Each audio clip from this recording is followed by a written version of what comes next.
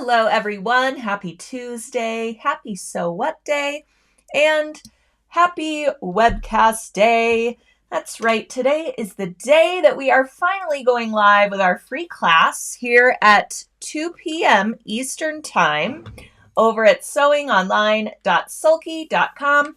We will be joined by Megan Zanussi. She is the author of Stumpwork, Embroidery, and Thread Painting, and she just does some absolutely amazing things with needle and thread, one of which is this poinsettia pendant that we will be making during the webcast today. You are going to learn all about what stumpwork is, if you've never heard that term before. If you want to learn something new, create something fabulous for the holidays and beyond, I highly suggest you register for this webcast and join us today at 2 p.m. Eastern Time over on our education platform. We do have some kits available. They're really going like hotcakes, I gotta say.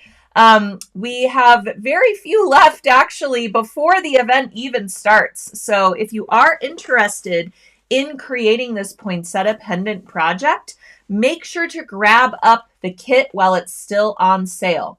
So as with all of our events, the evening of the event is when the sale ends. So you can only get this kit for the amazing price of $24.99 until midnight tonight.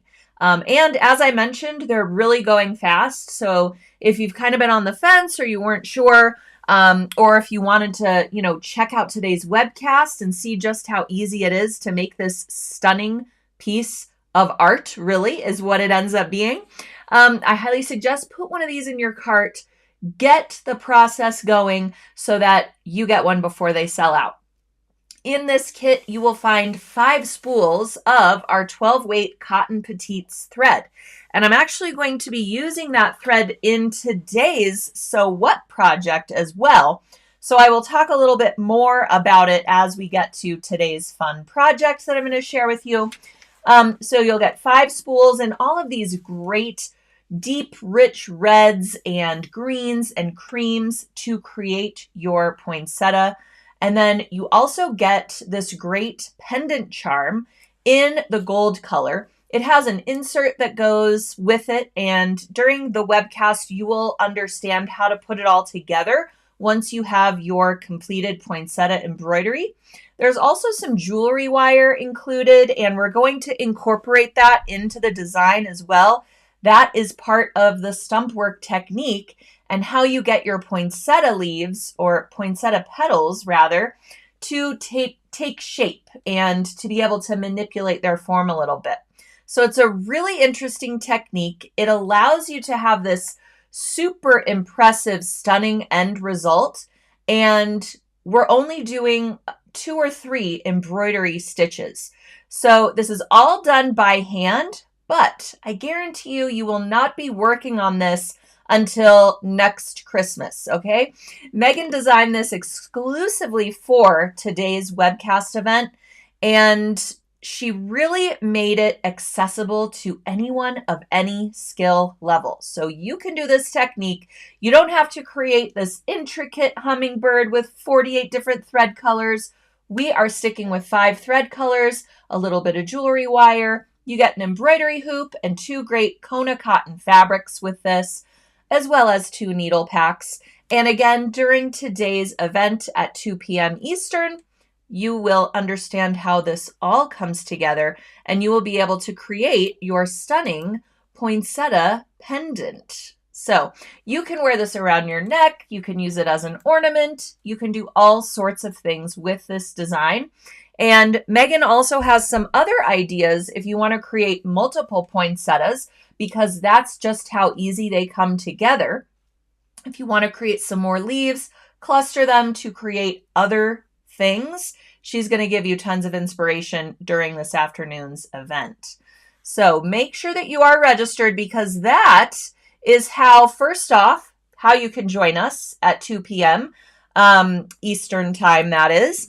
As long as you're registered, you can find the event in your library. You will also get an email, if you haven't already, that tells you that today's the day that we're going to be live streaming. Now, if you are busy this afternoon and you can't join us for the entire event, be sure to register anyway, because we record all of our live events. And as long as you're registered, you can find it in your library and watch the whole thing. And that is when you can rewind and fast forward and pause. So if you're working your way through the project, maybe you already ordered your kit and you have it on hand and you want to kind of do more of a sew along type thing, you can watch the event recording and then pause and rewind and fast forward when you get caught up and as you work your way through that kit. You will also be eligible to win one of our 2 fabulous door prizes that we have during the event, as long as you're registered. So even if you can't join us, you would be eligible to win those great door prizes, and you will get the poinsettia pattern for free just by registering. So lots of benefits to just signing up for today's webcast, whether you can join us live or not.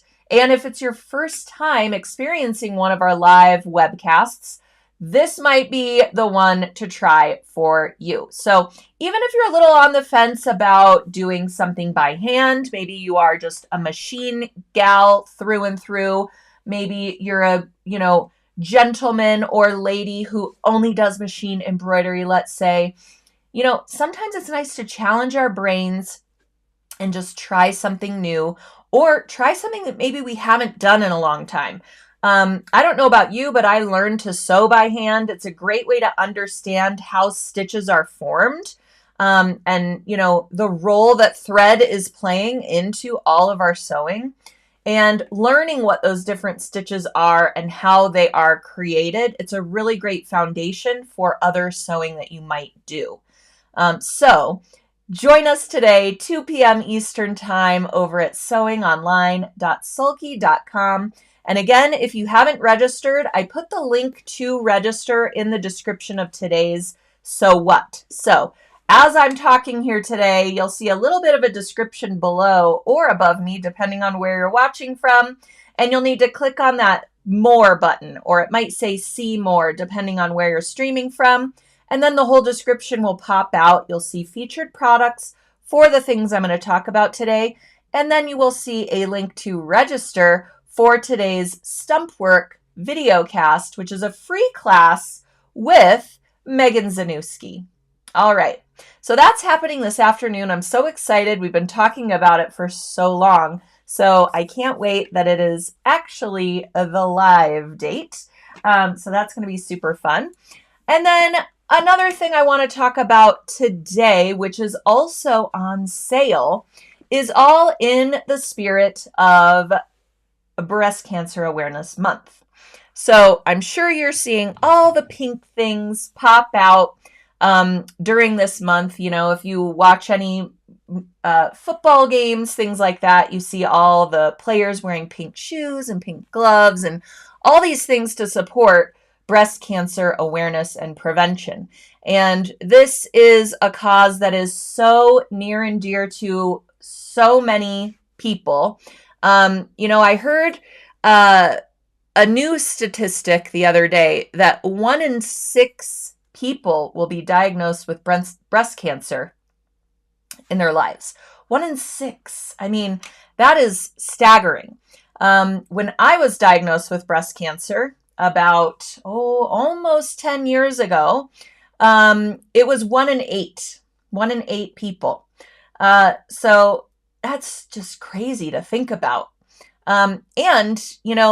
Ever since it's really come to the forefront of just breast cancer awareness and self-exams, and the Susan G. Komen Foundation was really integral in making this cause top of mind, and really, really pouring money really into awareness and prevention and advancements in treatments.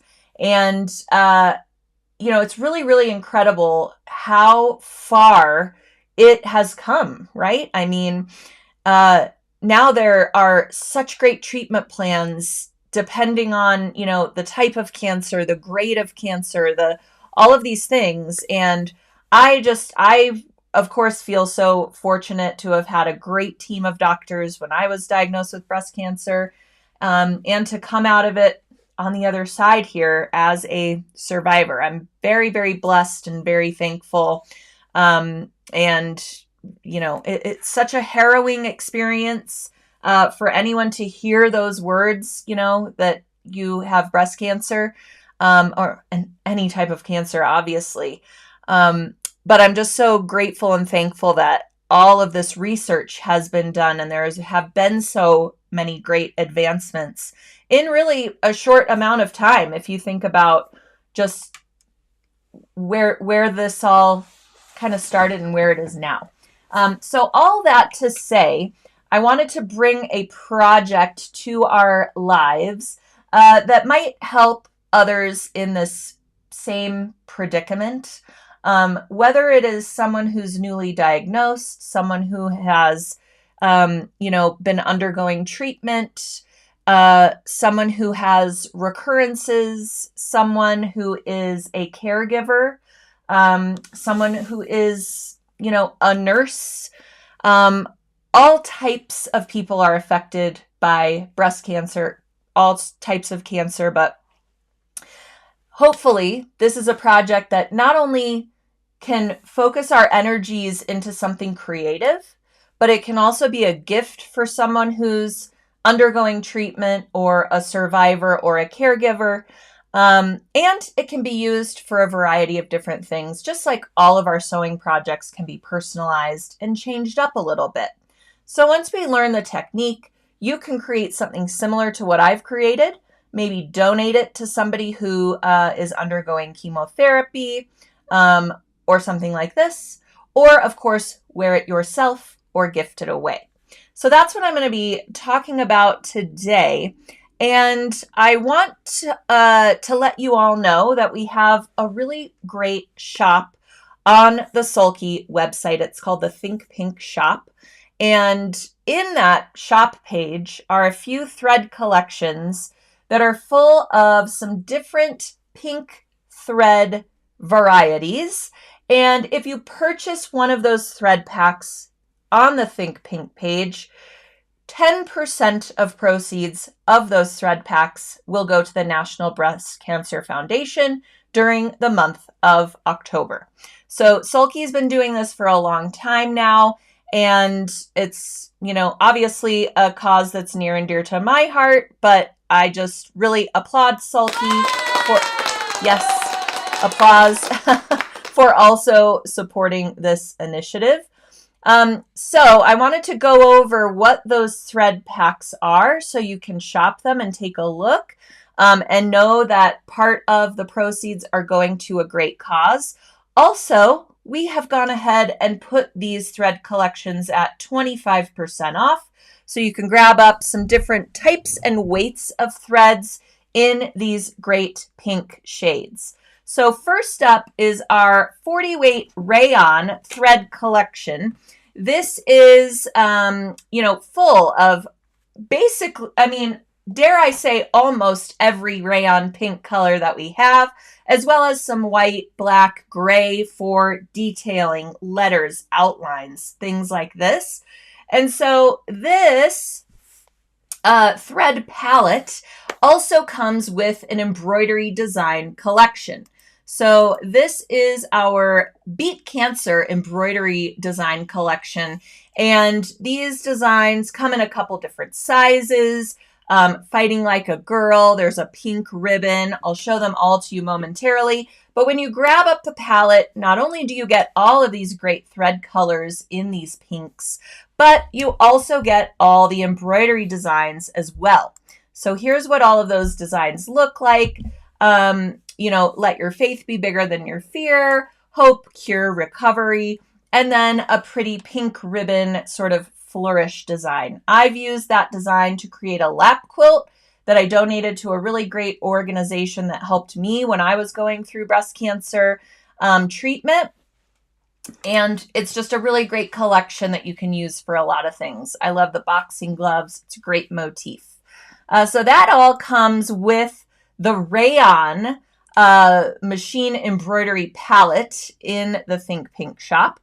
And then we also have this collection of rayon threads. So it only has 6 thread colors versus all the ones that you just saw, but 3 shades of pink, the white, the black, the gray. So again, this is really great if you want to do some pretty shiny rayon quilting, or of course machine embroidery, which is what we all love using rayon for. But this is also one of the thread collections on that Think Pink shop. And then we have our beautiful 30 weight cottons. So these are really, really great for larger quilts, larger projects, top stitching, and even some detail work like sashiko stitching and things like that. You could see you get 3 spools of the beautiful Blendables thread in the 30 weight cotton. And Blendables, as you know, if you've been watching So What for a long time, because I love talking about Blendables, they're some of my favorites. They are different from variegated threads. I like to just tell people this all the time because they get them confused, because there are no other Blendables threads out there in the universe. Sulky is really the only company that has a thread like this. And what makes it different from a variegated thread is that it is randomly dyed every 2.5 to 5 inches across the thread length. So you do not get this repeating chunky pattern of different colors like you do in a variegated thread. So that's why it is different. That's why it's called Blendables, because these colors really blend together like watercolor effects. So it's beautiful in quilting applications. I use it almost exclusively when I'm doing quilty projects. And you can always find a shade somehow that goes with your fabric. In fact, the other day, I'm actually already starting to work on projects for next spring. Isn't that crazy? I know.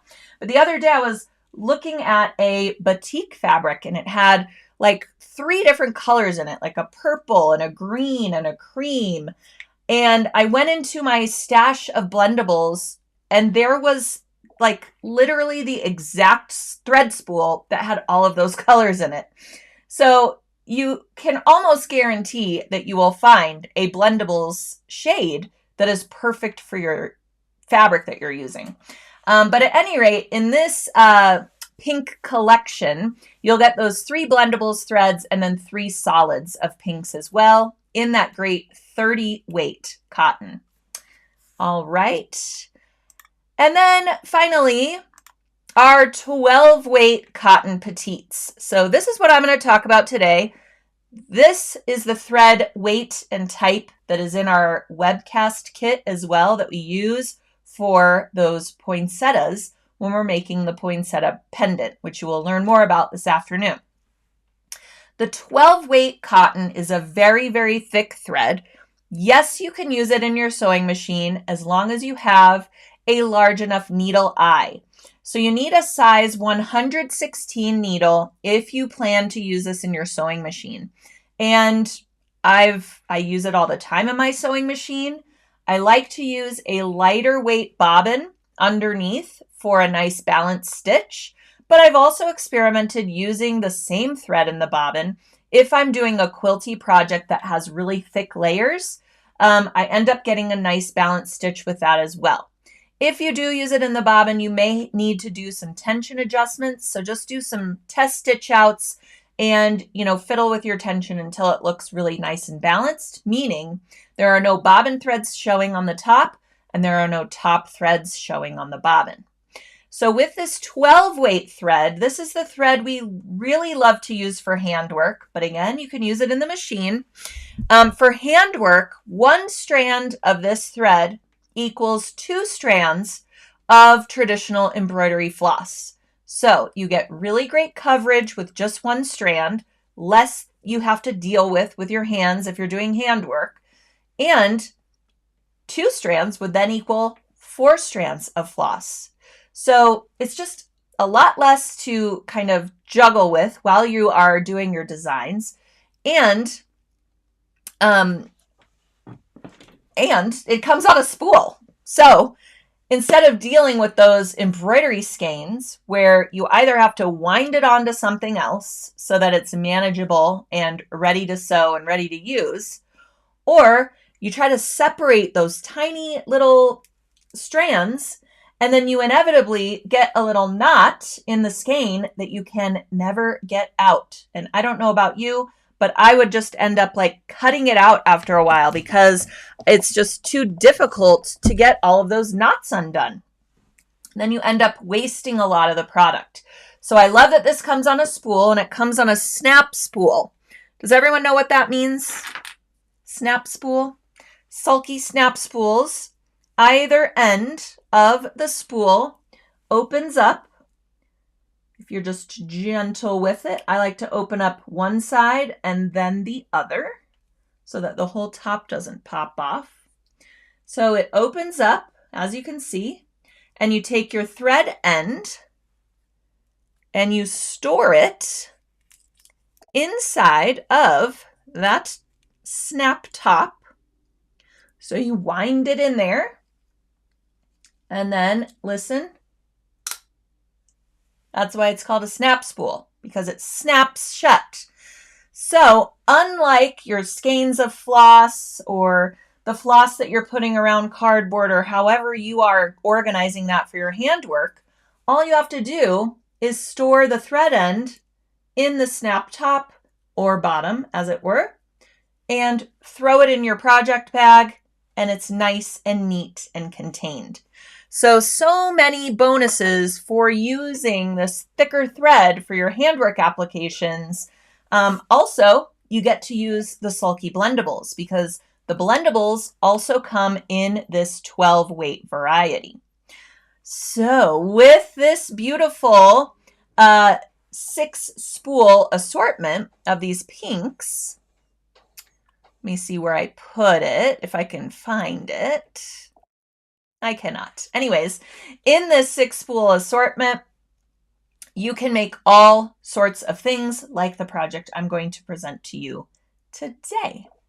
All right, and if you are just joining us, 10% of proceeds of the pink assortments, pink thread assortments that I just went over, go to the National Breast Cancer Foundation, and they're all 25% off right now. So you can grab them up, and part of the proceeds go to a really, really great cause.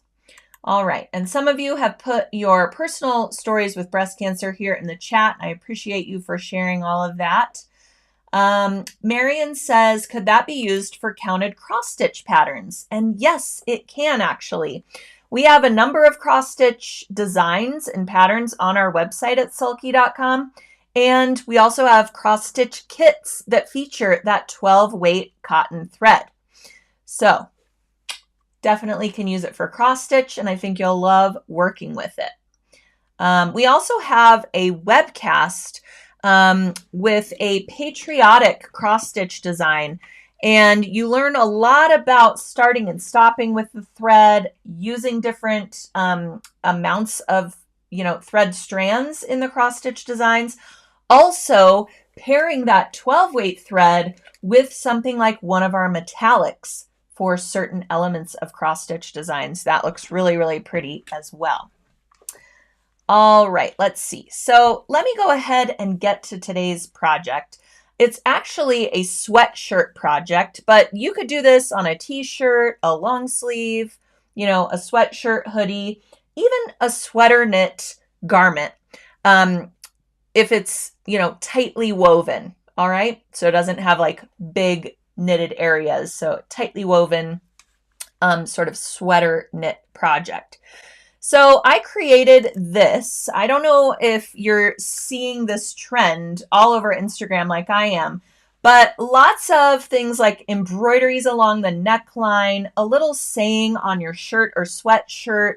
I've also seen just little flowers and things like that. I've seen people take the heavyweight thread and just do some straight stitches along the neckline just to give your basic sweatshirt a little bit of personality. So you can grab up a basic sweatshirt from Target, Amazon, Walmart, all these places. I even saw some sweatshirts on sale at Kohl's the other day that you could get for like 16 bucks, just a basic sweatshirt. That way you can get the style that you like. Do you like a crew neck? Do you want a hood on it? Do you want a front pocket? All these things. Dress it up with the tiniest bit of embroidery for a little subtle embellishment, a little cute saying, something about fall. Maybe you want to put like something about Halloween, like, um, even if you just said boo and had some little bats or something like that, right on the shoulder, on the, front of the collar. So cute, very subtle, but very impactful, right? So I created this sweatshirt in the spirit of National Breast Cancer Month, Breast Cancer Awareness Month. And my little phrase says, love you more. This is something that, my mom always says to me. And when I was undergoing treatment, it was kind of like her signature sign off whenever she was talking to me. And I think it's just a really cute sentiment.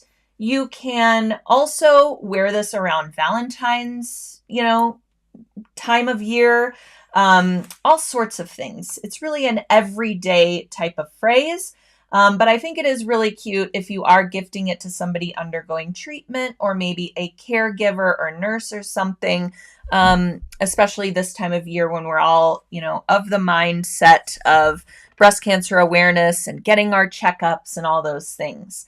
So what I did was I took our stick and stitch stabilizer sheets, which are printable, water-soluble stabilizers. Of course, I had one right in front of me, and then I used it for something. Printable, water-soluble stabilizers. They come in 8.5 by 11 sheets, so you can run them through your home printer. Inkjet laser printer. It works on all sorts of printers. You want to try and set your ink level to draft mode or just the lowest ink setting if you have that capability. I've heard from some people that they either don't know where to find that in their printer utilities or it's not an option for them. And that's okay. If it is not, you want your printed stabilizer to kind of sit in the printer bed after it's done. Just let the ink fully go into the product so that you're not grabbing it right away and part of it's rubbing off on your hands, because what happens is it just oversaturates it a little bit. But if you let it kind of dry into the product, no problems, and then you can use it. You want to cut out the design that you've printed. Cut it out, leaving a little bit of a border. So here is one of our handwork designs that's at sulky.com. It's a dandelion design. So after printing it, you would just trim around the design, leaving a good size border, because it's also acting as a stabilizer for your fabric. So for something like this, you actually don't even need an embroidery hoop. You can stitch in hand, and the stabilizer that you're sticking to your garment, even if it's a knit like this sweatshirt, it will remain nice and flat during your embroidery. You can use a hoop if you'd rather embroider like that. A lot of people like to hold on to the hoop and it gives them a little bit more stability while you're doing the hand sewing, and that's completely fine. I'm just saying if you don't happen to have one or you don't want to use one, you can get away with just using the stabilizer. Just use a little bit more of a border when you're cutting it out so that, it helps the rest of the fabric around the embroidery also lay flat and not stretch out of shape. So once you have your phrase or whatever printed out, or your little design that you want to do, you could even probably use our pink ribbon design, something like that.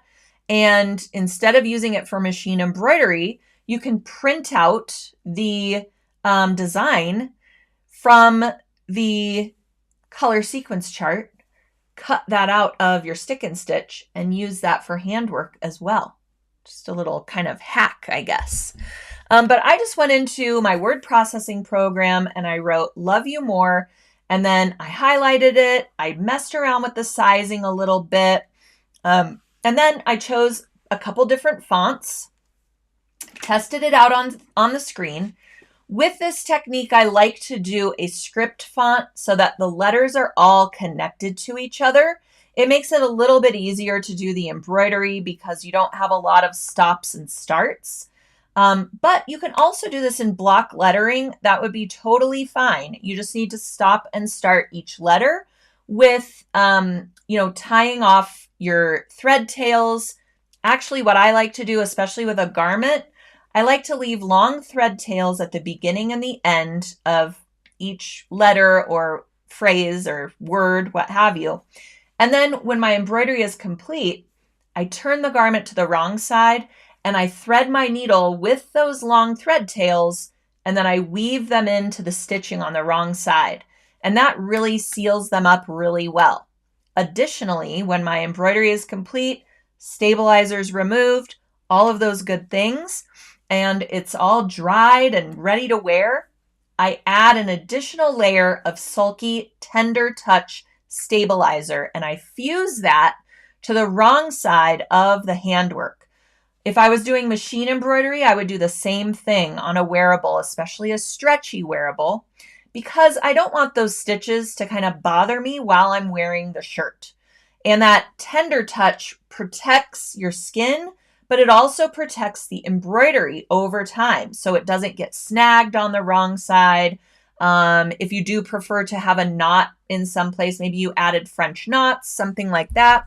You don't want those to get pulled out when you're, pulling the sweatshirt over your head. Don't want it to get caught on an earring or something like that. That tender touch is really going to seal the back of your embroidery well. And it's very, very lightweight, so it does not change the hand of your garment. You're not going to have this stiff embroidery, poking out on your sweatshirt. It's just going to lay nice, just like your sweatshirt normally would. So those two stabilizers are what you're going to need. The stick and stitch stabilizer that's printable for your design transfer, and then your tender touch stabilizer, which covers the back of your embroidery once it is complete. All right. So after we have figured out our phrase, cut it out of the stick and stitch stabilizer, then you want to kind of audition it on your sweatshirt or t-shirt or whatever it is you're making. This can even be applied to a tote bag, something like this.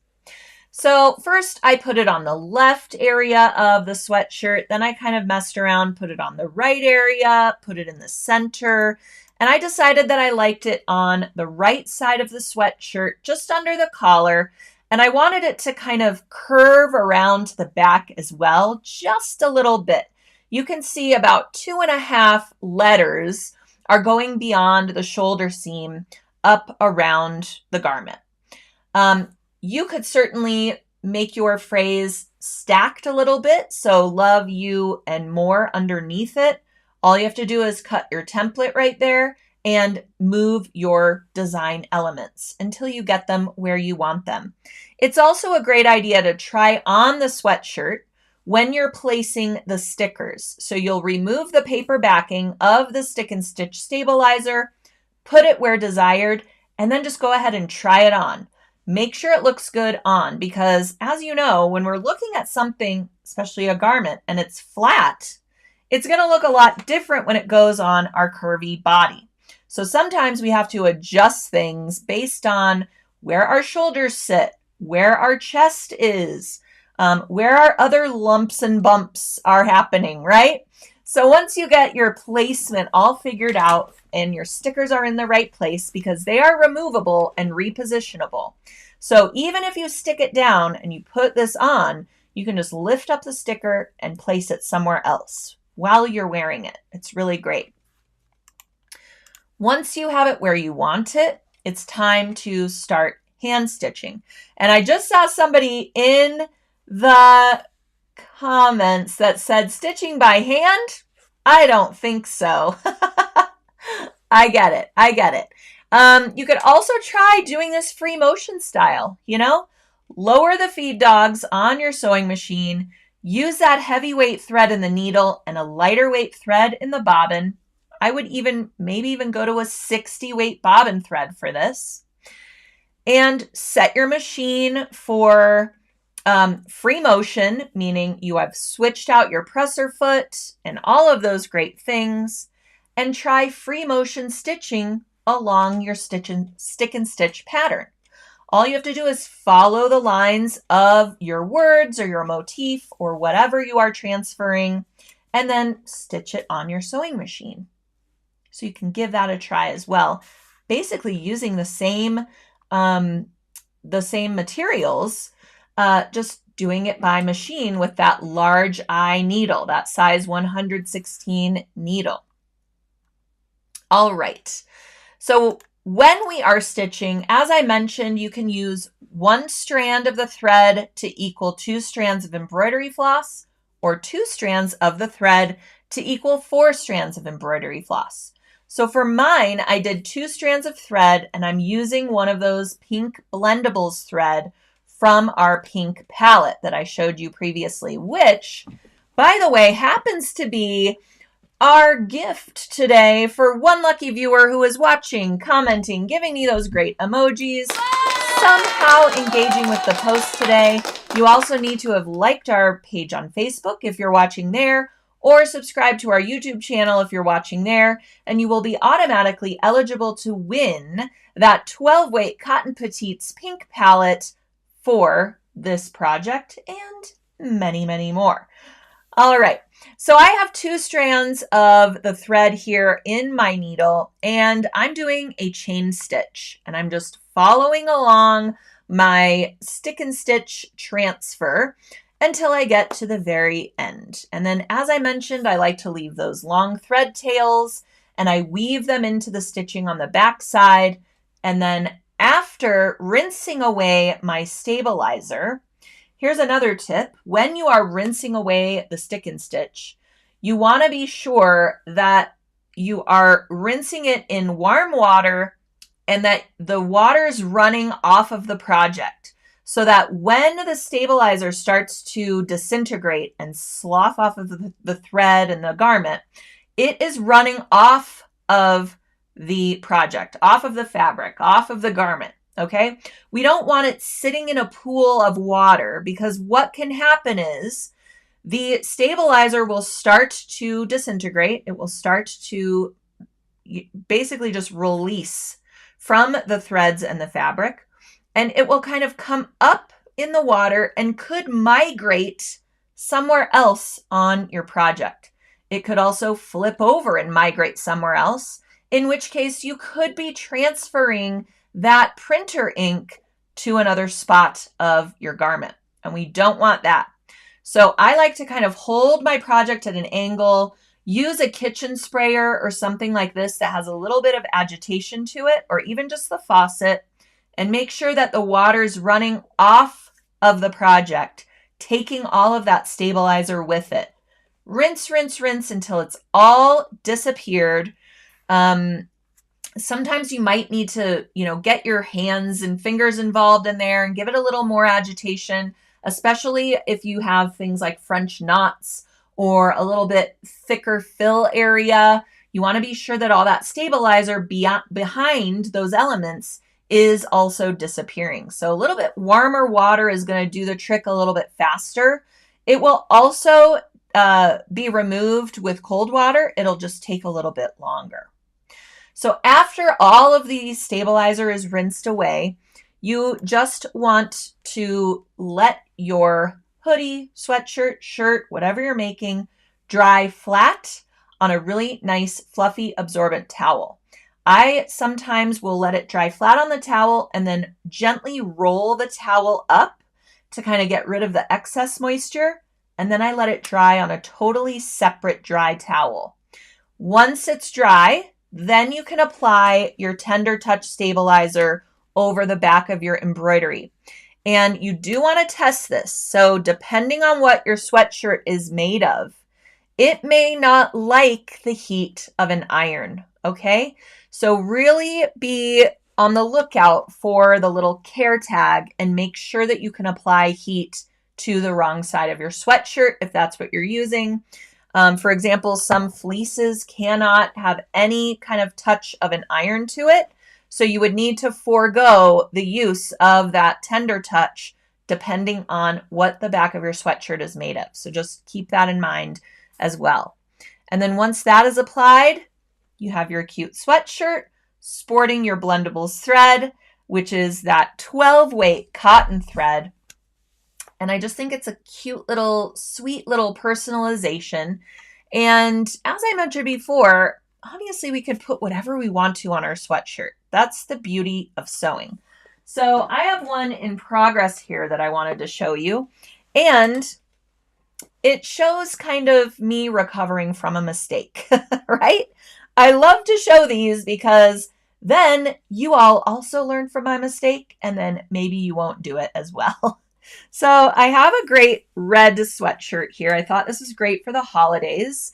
And the phrase that I'm putting along that same area is merry and bright. Okay? So what happened was a little low on my stick and stitch. I had one sheet left. All right, so it was important to get it right. So I loaded it into my printer and I was trying to print merry and bright across my stick and stitch. And something was happening with my printer. It was malfunctioning. It was not recognizing that I had stick and stitch in there. Then it wasn't connecting to the internet. I mean, you all know the frustration that we sometimes have with our wonderful printers. Am I right? Okay, so I was doing all these troubleshooting things. Then, I was test printing and I had to swap out some ink. It was all the things happening. So finally, I did one last test print, and wouldn't you know it, I printed on the stick and stitch. Not with my design, but with the little test print thing. So my stick and stitch came out, my last sheet that I had on hand, with all of this technical information about how my printer was now online and all the things. So frustrating. So you know what I did? I just put it back in my printer, and I printed out my merry and bright design right over the top of the misprint because I had to, right? So you will see my merry and bright has all of this great little printer information under it, right? Your printer is now back online. Congratulations. Your access router has been added, blah, blah, blah. All right. I know. So I just printed it right over the top, put it back in the printer. I'm almost done with stitching this one out. So some other things I wanted to mention because I'm doing white embroidery on a red sweatshirt. Okay. Same thing would apply if you've got a white sweatshirt and you're putting red embroidery on it. Pre-wash your sweatshirt.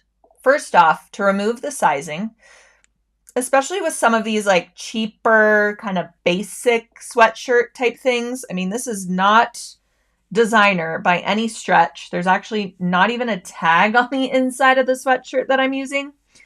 You want to wash it in medium temp water and wash it and dry it like you're going to for the finished project. It could shrink a little bit. All kinds of things could happen. Some of the dye will come out in the water, especially if it is red. We all know this because whenever we buy a red shirt, a red scarf, red anything, we're not going to throw it in our washing machine with a bunch of white stuff unless it's by mistake, right? Because our whites will then turn pink. Okay, same goes if you are putting red thread on a white sweatshirt. Some of that red dye could seep into the sweatshirt. This is particularly important when you are rinsing away your stabilizer. I've had great success with putting red sulky thread on white fabric, rinsing until the stabilizer is gone, and then rinsing until the water runs clear. But then we have to let our project dry. And I've always said, let it dry flat on an absorbent towel. Well, what can happen is What if our shirt still has a bunch of moisture in it from the rinsing process, and then we're letting our thread dry on top of that moist shirt? Well, some of that excess dye from the thread can get into our shirt and cause a little bit of bleeding around our embroidery. Now, all that to say, sulky thread is high quality, amazing stuff, as we know. As much as we try as many rinses as we do, those really highly saturated red threads are they still could, I wouldn't say always, but they still could have a little bit of excess dye in them the first go around. So I just want you to be prepared for that so that if you are doing that combination, you make sure that your shirt is nice and dry and that your thread is nice and dry. So you are putting those between two grubby towels, washed older towels, and making sure to kind of press that moisture out. And then you could even put it in your dryer and dry it a little bit quicker rather than letting it sit wet to dry. Does that make sense? So even with all the care and all of the rinsing and all of the things that are done with sulky threads, I just want you to be aware, especially with the holidays coming, that those red and white combinations need some extra eyes, some extra care, some extra drying, things like that when we're using them. Okay? So with this white thread, another thing to think about is I'm sewing this white thread over the top of black printer ink. Okay? So while I am doing the embroidery, it's almost looking like that black printer ink is getting into the thread, but it's really just showing through. Okay? But when I go to rinse this off, not only do I want to rinse until the stabilizer is gone, but I want to rinse until all of the ink and stabilizer is out of the thread. So you will have to do some extra removal, give it some extra care to make sure there's no ink left behind that's going to stain your thread. Now, if that does end up happening, because it has happened to me before, some things that I love to use are Grandma's Spot Remover. Have you guys heard of this? Now that I'm going to Hobby Lobby more because I don't have a Joann's anymore, they have a tub of Grandma's Spot Remover on the cutting table at my Hobby Lobby. It comes in these, containers about like this.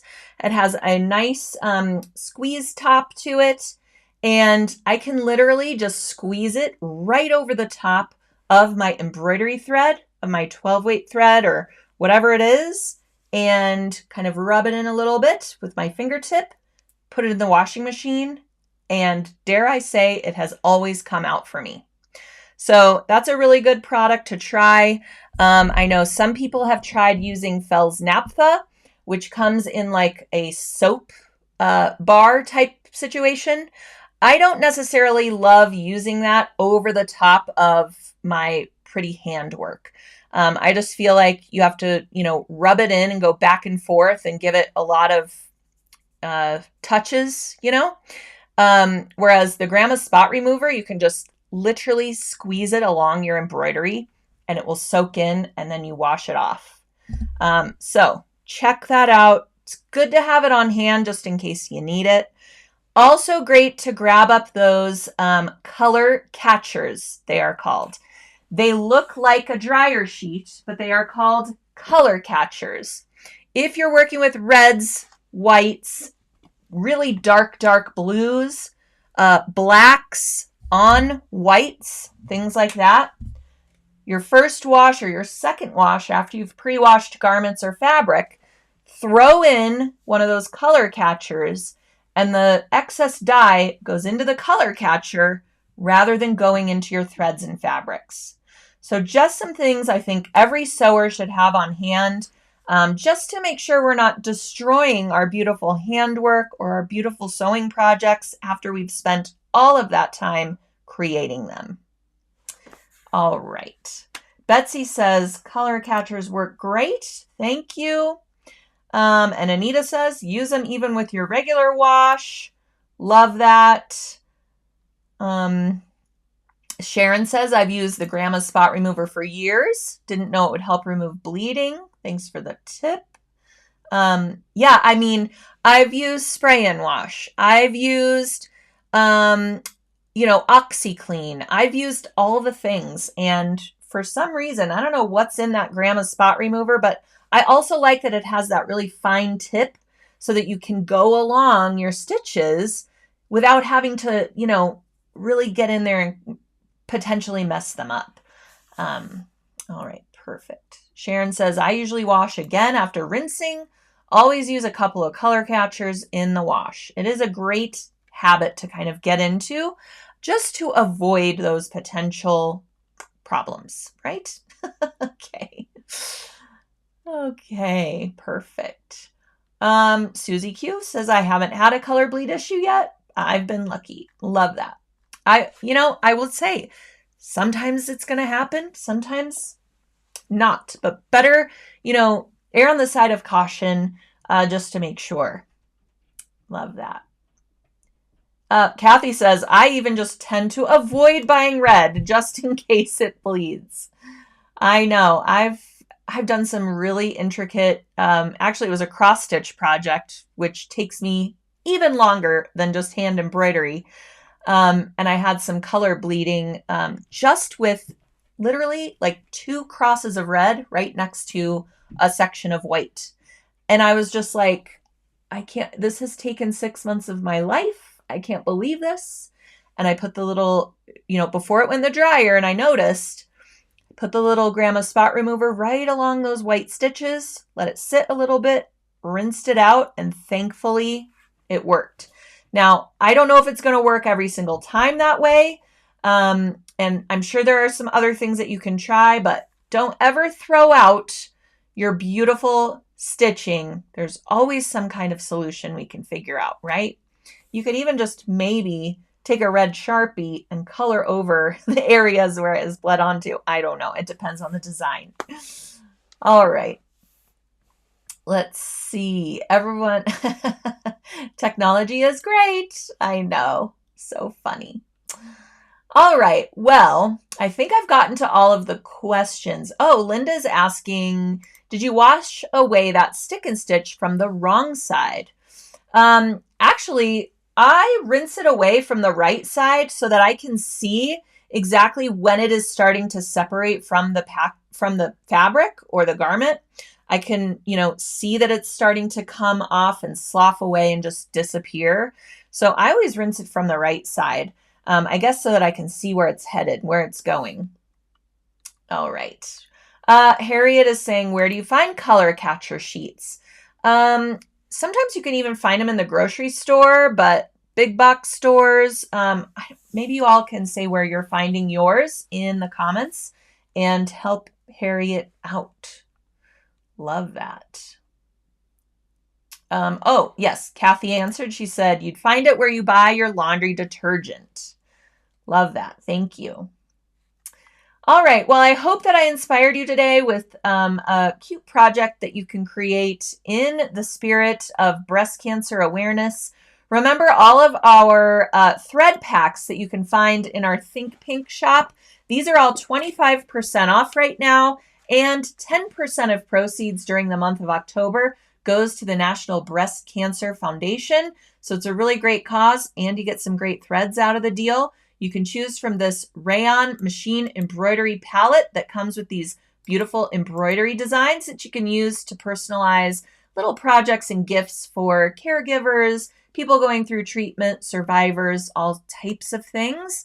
You can also find this smaller rayon collection of 6 threads, and then our 30-weight cotton threads that have a mixture of blendables and solids. And then our gift today for one lucky viewer who is watching, commenting, giving me those great emojis, somehow engaging with the post. One lucky winner will win this 12-weight cotton petites pink palette with these great blendables and solids included. So you can make your Love You More sweatshirt or whatever you desire out of that 12-weight cotton thread. All right, well, I'm going to head on over to sewingonline.sulky.com because in about an hour, we are going to go live with Megan Zanussi, the author of Stumpwork, Embroidery, and Thread Painting. And she's going to join us for 3D Stumpwork Embroidery at 2 p.m. Eastern Time. I hope you will join us. If you are not registered yet, you can follow the link that is in the description of today's post, register for the event, get the freebies, get all the information, and get a recording of our live event so you can watch anything that you might have missed. So I will see you all over there in about an hour, and thanks for joining me today